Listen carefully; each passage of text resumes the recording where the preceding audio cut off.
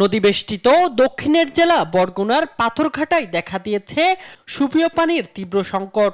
চারিদিকে পানি থাকার পরেও বিশুদ্ধ পানি পাচ্ছে না সাধারণ মানুষ।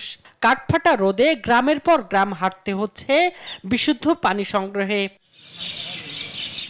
স্বাভাবিকভাবে পানিতে লবণের মাত্রা ৬০০ ppm পর্যন্ত থাকলে সে পানি খাবার উপযোগী ধরা হয়। তবে পাথরঘাটার ভূগর্ভস্থ পানিতে লবণের মাত্রা রয়েছে প্রায় ৩০০০ ppm পর্যন্ত। এতে বিশুদ্ধ ও সুপেয় পানি পেতে গভীর নলকূপ বসালেও লবণাক্ততার কারণে সেগুলো কোনো কাজেই আসছে না। নদী ও সমুদ্রের পানি লবণাক্ত হওয়ায় বৃষ্টি আর পুকুরের পানি উপকূলবাসীর একমাত্র ভরসা। অধিকাংশ পুকুর শুকিয়ে যাওয়ায় তা আরো দুঃসাধ্য হয়ে পড়েছে।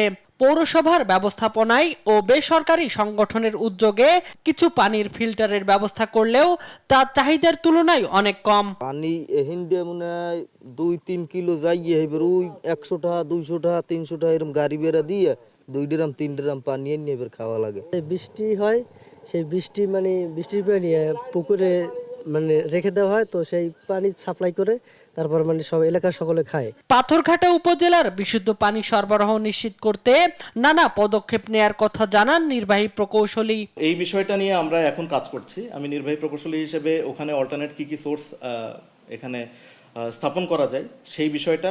তো সব মিলিয়ে গভর্নমেন্টের পক্ষ থেকে এই পাথরঘাটাতে আসলেই ইম্পর্টেন্স দেওয়া আছে। দীর্ঘদিনের সুপেয় পানি সংকট নিরসনে স্থায়ী ও কার্যকর পদক্ষেপ নেবে কর্তৃপক্ষ, এমনটাই প্রত্যাশা এ অঞ্চলের বাসিন্দাদের। শামীম হোসেন, নিউজ ডেস্ক, দেশ টিভি।